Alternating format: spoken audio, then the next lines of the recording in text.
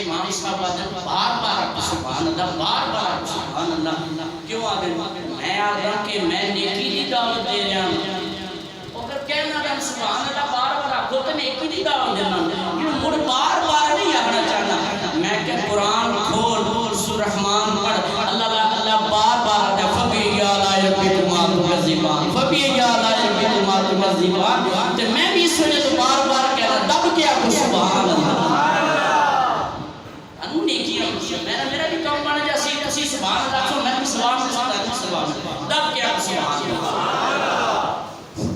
اسی طرح امام حسن مجتبی اور حضرت عمر رضی اللہ تعالیٰ عنہ کے بیٹے آپس میں کھیل رہے ہیں کھیلتے کھیلتے امام حسن مجتبی نے فرمایا اور تیرا باپ تو ہمارا غلام ہے جی آپ سبحان اللہ تیرا باپ تو ہمارا غلام ہے حضرت عمر کے بیٹے کو یہ بات اچھی نہ لگی اس نے مجھے تانا دیا ہے دوڑ کر گئے کہا ابا جان آج مجھے حسن نے یہ تانا دیا ہے کہ تیرا باپ ہمارا غلام ہے حضرت عمر نے فرمایا پکی گل حسن نے آکھیا ہے جی بابا بالکل آکھیا ہے بیٹا سمجھ گیا حضرت عمر اب جا کر بات کریں گے حضرت عمر رضی اللہ تعالیٰ عنہ فرمایا میرے پترا میرے نال چل جا کے حسن نال گل کر دیا اس واقعی اگر گل کیتی ہے عمر دی بگڑی بن گئی عمر دی بگڑی بن گئی ہے اللہ اکبر امام حسن مجتبی کے دروازے پر حضرت عمر آئے ساتھ بیٹا بھی ہے جدو دروازہ کھولیا امام حسن مجتبی تھوڑے جے گھبرا گئے لگتا پتر نے جا کے شکایت کی ہے فرمایا چاچا عمر ساڑی تھوڑی یہ کوئی گل ہو گئی سی گل دے اندر میں کہہ دیتا تو تسی ساڑے غلام ہو فرمایا گاڑی گل ہوئی ہے عمر دی بگڑی بن گئی ہے اگر تسی گل کیتی ہے فرمایا ہاں چچا میرے منہ چ نکل گئی ہے آپ نے کاغذ کڑیا فرمایا پتر حسن لکھ دے عمر تو آنا غلام ہر ایک کو میسر کہاں اس در کی غلامی حضرت عمر اپنے بیٹے نو مخاطب کر کے کہنے نے ہر ایک کو میسر کہاں اس در کی غلامی اس در کا تو دربان جبریل امین ہے اور اس دم حسن نے لکھ دیا یہ ذکر عام ہے یعنی عمر جہاں میں ہمارا غلام ہے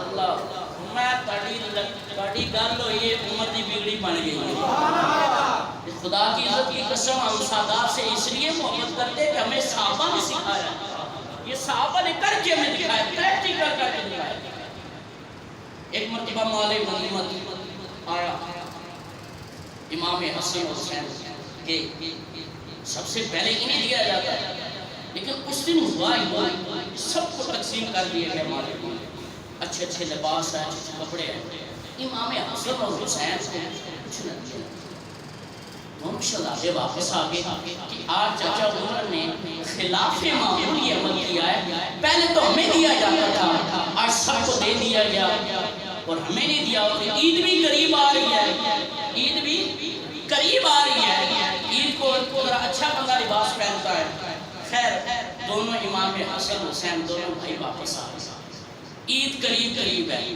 عید کو جب ایک دن رہ گیا شام کا وقت ہے شام کا وقت ہوا دروازے پر دست ہوئی امام حسن مجتبی رضی اللہ تعالیٰ عنہ نے دروازہ کھولا سامنے حضرت عمر کھڑے ہیں فرمایا اے شفیع مصطفیٰ آپ کے لیے کچھ لایا ہوں کہا چچا کیا لایا ہوں بہترین جبہ پیش کر دیا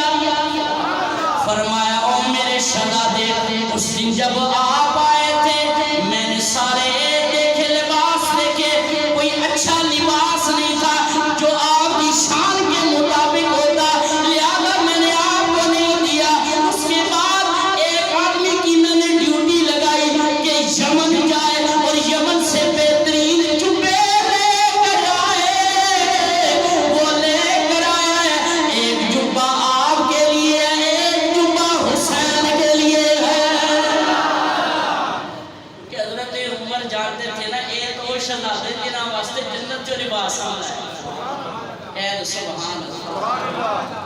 تو یہ حضرت عمر کا تعلق امام حسن مصطفیٰ. اب آئیے حضرت ابو ہریرہ رضی اللہ تعالیٰ. ابو ہریرہ وہ ہستی ہے نا کہ اگر اس آدمی کو سیاست سے نکال دیا جائے نا تو بچتی کوئی نہیں شاید. نماز روزہ حج زکات میرا سنا نبی ہریرہ نبی. ابو ہریرہ سے روایت ابو ہریرہ سے روایت ابو ہریرہ سے روایت. صحابہ میں سے کثرت کے ساتھ جس نے احادیث مبارکہ کو روایت کیا ہے ان کا نام ابو ہریرہ ہے. اتنا بڑا جلیل و قدر صحابی کون؟ ابو ہریرہ. اب ابو ہریرہ کا قول سنو. حضرت ابو ہریرہ رضی اللہ تعالیٰ عنہ جب آپ کا آخری وقت تھا بیمار ہو کے پڑے آپ لیٹے ہوئے تھے. یہ مروان خبیث آیا کہتا ہے ابو ہریرہ ویسے تو بندہ بڑا چنگا ہے بڑا جلیل و قدر صحابی ہے حضور لیکن تیری جڑی ایک گل میں نے پسند نہیں ہے. آپ نے پوچھا کیڑی؟ کہتا تو حسن تو حسین سے بڑی محبت کرتا ہے بڑی محبت کرتا ہے. حضرت ابو ہریرہ بیمار سن لیٹے سن. آپ نے یہ گل سنی آپ اٹھ کے بیٹھ گئے جوش آ گیا. آپ نے فرمایا جڑیاں میریاں اکھاں تکے ہے نا انہیں شہزادیاں دا مقام میں کیوں اتنا محبت نہ کروں. پتہ چلیا انہاں نال بغض رکھنا یہ اج دا کام نہیں اس دور دا کام شروع ہے تے اے مروانی گروپ دا کام نہیں. حضور دی آل نال بغض رکھنا. جناب حضرت ابو ہریرہ رضی اللہ تعالیٰ عنہ نے اب کہا ذرا سن میں تجھے بتاؤں حسن اور حسین کیا ہے. پہلے امام حسن کے بارے میں بتایا. میری آنکھوں نے یہ منظر دیکھا ہے کہ میرے آقا کریم کی گود میں امام حسن بیٹھے ہوئے تھے اور آپ اپنے نانا جان کی داڑھی مبارک سے کھیل رہے تھے. اللہ فرمایا راستے میں ایک مرتبہ پانی ختم ہو گیا. حضور نے پوچھا میری بیٹی میرے بیٹے کیوں رو رہے ہیں؟ عرض کی بابا انہیں بھوک لگی ہے پیاس لگی ہے. حضور نے فرمایا پانی نہیں ہے. کہا پانی ختم ہو گیا. فرمایا لاؤ حسن کو دو. حضور نے حسن کو اٹھایا سینے سے لگایا اور اس کے بعد میرے آقا کریم نے اپنی زبان مبارک حسن کے منہ میں ڈال دی. اپنی زبان مبارک حسن کے منہ میں ڈال دی پھر حسین کے منہ میں ڈال دی. میں صرف آپ اتنا بتانا چاہتا ہوں لعاب دہن کا کمال بتانا چاہتا ہوں. اگر لعاب دہن حضرت قتادہ کی آنکھ پر لگے اس آنکھ کو شفا مل جاتی ہے. اگر حضرت میرے آقا کا لعاب دہن حضرت معاذ کے ٹوٹے ہوئے بازو پر لگے اسے شفا مل جاتی ہے. کڑوے کنویں میں اگر میرے آقا کا لعاب دہن جائے تو وہ کنواں میٹھا ہو جاتا ہے. اگر بدکار عورت جس نے میرے آقا کریم کا وہ نوالہ کھایا وہ میٹھا بولنا شروع کر دیتی ہے تو خود اندازہ لگاؤ جو ایک بار لعاب دہن کی اتنی برکت ہے تو جس حسن اور حسین نے بار بار مصطفیٰ کی زبان چوسی ان کا مقام کتنا بلند ہو.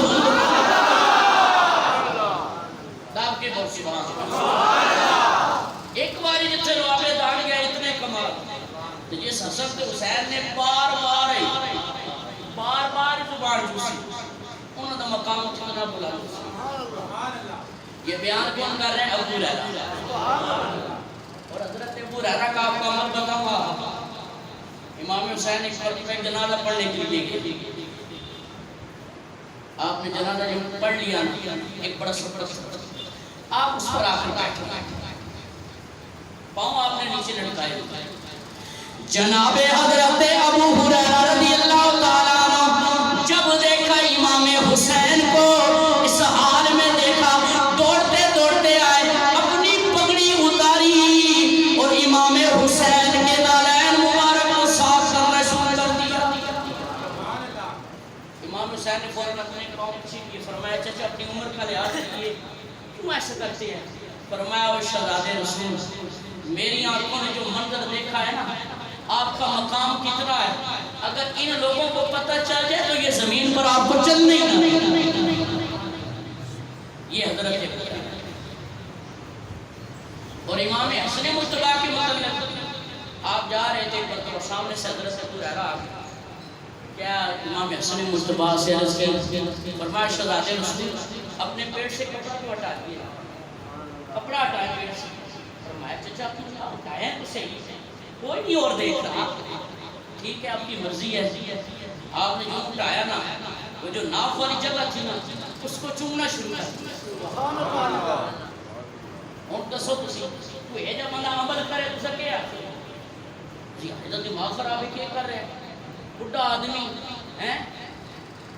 لیکن حضرت ابو ہریرہ نے جب یہ عمل کیا نا امام حسن مجتبیٰ نے فرمایا چوم کر رہے ہو, کہا میں اس جگہ کو چوم رہا ہوں جس جگہ کو امام الانبیاء نے چوما, اس لیے چوم رہا. اللہ وقت نہیں ہے فضائل بہت ہیں امام حسن. تھوڑا سا اشارہ دینا چاہتا ہوں آپ کی شہادت کے بارے میں, کہ لوگوں کو نہیں پتہ امام حسین کی شہادت ہر کسی کو پتہ ہے. امام حسن کی شہادت کو بہت کم لوگ ہوں گے جنہیں علم ہوگا کہ آپ کی شہادت کیوں ہوگی, اس کی وجہ کیا. امام حسن مجتبیٰ جب مولا علی کی شہادت کے بعد آپ خلیفہ بنے, آپ نے کچھ معاملات کی وجہ سے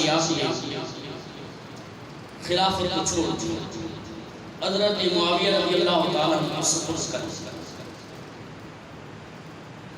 کچھ شرائط ہیں جن میں سے مشہور جو شرط ہے وہ یہ ہے کہ آپ کے بعد خلافت ہماری طرف آ جائے.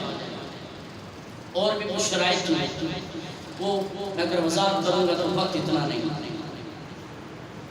جب امام حسن مجتبیٰ نے خلافت سپرد کر دی تو اپنے بھی دشمن بنے. سب سے زیادہ بندے کو تکلیف تب ہوتی ہے جب اپنے دشمن ہوتے ہیں, پھر کسی کے کیا گلہ کرنا کیا شکوہ کرنا جب اپنے دشمن بن گئے. امام حسن مجتبیٰ رضی اللہ تعالیٰ عنہ آپ مدائن میں تھے, ایک بدبخت نے آ کر آپ کی ران پر وار کیا خنجر پہ سے. وہ خنجر نیچے تک چلا گیا, خون کا ایک فوارہ نکلا. امام حسن مجتبیٰ رضی اللہ تعالیٰ عنہ کو جب خنجر لگا آپ نے فرمایا او کوفہ والوں, تم نے میرے بابا علی سے بھی بے وفائی کی, مجھ سے بھی بے وفائی کر رہے ہو. امام حسن مجتبیٰ پریشان ہو گئے. پریشان ہونے کے بعد آپ نے فرمایا چلو مدینہ پاک چلتے ہیں, وہی راحت ملے گی, وہی سکون ملے گا. امام حسن مجتبیٰ رضی اللہ تعالیٰ عنہ آپ مدینہ پاک آگئے. لیکن جب مدینہ پاک آئے, کیونکہ مدینے کا حاکم مروان تھا, اس نے دیکھ لیا کہ اس وقت امام حسن مجتبیٰ سامنے آئے. جب تک امام حسن مجتبیٰ زندہ ہے ہمارے لیے خطرہ ہے, حضرت معاویہ کے بعد یہ خلیفہ بن جائیں گے. لہذا یزید نے کہا او مروان کسی طریقے سے امام حسن مجتبیٰ کو اپنے راستے سے ہٹایا جائے, انہیں قتل کر دیا جائے. اللہ اکبر. مروان نے امام حسن مجتبیٰ کی جو بیوی تھے اس سے تعلقات اپنے قائم کیے اور کہا کہ اگر تم حسن مجتبیٰ کو زہر دے دے میں تیری شادی یزید کے ساتھ کروا دوں گا, تو بادشاہ کی بیوی بن جائے گی. آپ کی بیوی لالچ کے اندر آ گئی اور کہنے لگی ٹھیک ہے میں زہر دے دوں گی. اللہ اکبر. امام حسن مجتبیٰ آپ کو پہلی مرتبہ زہر کھجور کے اندر ملا کر دیا گیا. امام حسن مجتبیٰ جو وہ کھجوریں تناول کی آپ کو الٹیاں آنا شروع ہو گئیں. آپ فوراً اپنے نانا جان کے مزار پر گئے, وہاں جا کر دعا کی اے نانا جان میں اس وقت تکلیف کے اندر ہوں, پریشانی کے اندر ہوں, مجھے تکلیف ہو رہی ہے. جو ہی دعا کی میرے آقا کریم نے کرم نوازی فرمائی, زہر کا اثر ختم ہو گیا. پھر دوبارہ بیوی نے زہر دی. آپ بار بار اپنے نانا جان کے مزار پر آتے, آپ کی تکلیف بڑھتی گئی, آپ کو الٹیاں آتی. ایک مرتبہ آپ نے گھر والوں کو کہا مجھے لگتا ہے کہ مجھے کسی اور شہر چلا جانا چاہیے, یہاں پر مجھے آب و ہوا. آپ کا کہنے کا مقصد یہ تھا کچھ میرے اپنے مجھے تکلیفیں دے رہے ہیں. اللہ اکبر. امام حسن مجتبیٰ آپ نے مدینہ پھر چھوڑ دیا. چھوڑنے کے بعد آپ موصل کے اندر آئے, وہاں پر ایک شخص آپ کے سامنے آیا اور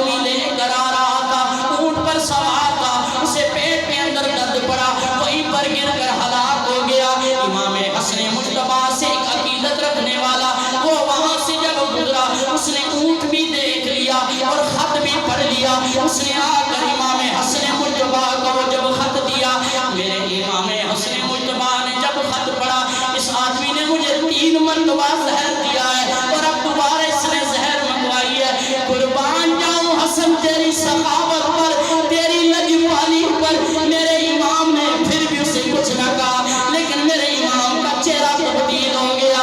آپ کی مرید پوچھتے رہے حضور معاملہ کیا ہے، اس خط کے اندر کیا لکھا ہوا ہے؟ آپ نے فرمایا چھوڑو یہ باتوں کو، میں اپنے نانا جان کی تمہیں حدیث سناتا ہوں۔ امام حسن مجتبی درس دے رہے ہیں، اچانک مختار صفی کے چچا نے وہ خط اٹھا لیا اور پڑھ لیا، فرمایا واہ میرے امام تیری لجپالی، تیری سخاوت کہ اپنے دشمن کو معاف کر رہے ہیں، لیکن آپ کے مریدوں نے فوراً اس کو پکڑ لیا، کہا بدبخت بتا حسن نے تیرا کیا بگاڑا ہے، کیا تو جانتا نہیں حسن امام الانبیاء کا نواسا ہے، مولا علی کا بیٹا ہے، سیدہ فاطمہ الزہرا کا بیٹا ہے، تجھے حیا نہ آئی، تجھے شرم نہ آئی، آخر آپ کے مریدوں نے اسے مار دیا۔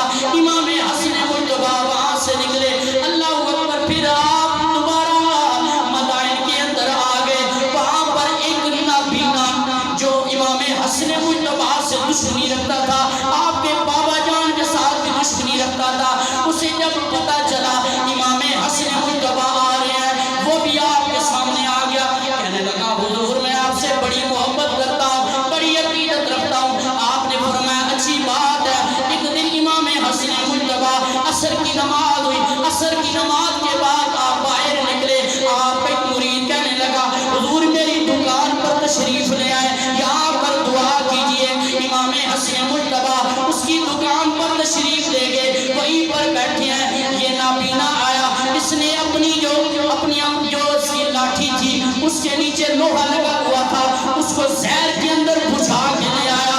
جب دیکھا امام حسن یہاں پر بیٹھے ہیں، قریب آیا دیکھتا ہے، جب دیکھا امام حسن ادھر بیٹھے ہیں، آپ کے پاؤں کا نشانہ لے کر اس کے اوپر پاؤں کے نشانہ لے کر اوپر اس نے لاٹھی رکھی اور اوپر سے دبا دیا، وہ زہر کے اندر بھجی ہوئی تھی، وہ پاؤں کے دوسری جانب سے پار ہو گئی۔ امام حسن مجتبی نے فرمایا او لوگوں کچھ تو حیا کرو نبی کی آل کا، اتنا ظلم کیوں کرتے ہو حسن کے ساتھ، حسن کو کیوں تکلیفیں دے رہے ہو، کبھی مدینہ چھوڑتا ہوں، کبھی مدائن چھوڑتا ہوں، کبھی موصل چھوڑتا ہوں، خدا کا خوف کرو، حضور کی آل کا حیا کرو۔ اللہ اکبر، لوگوں نے فوراً اس نبینے کو پکڑ لیا، لیکن آؤ امام حسن کی لجپالی سنو، میرے امام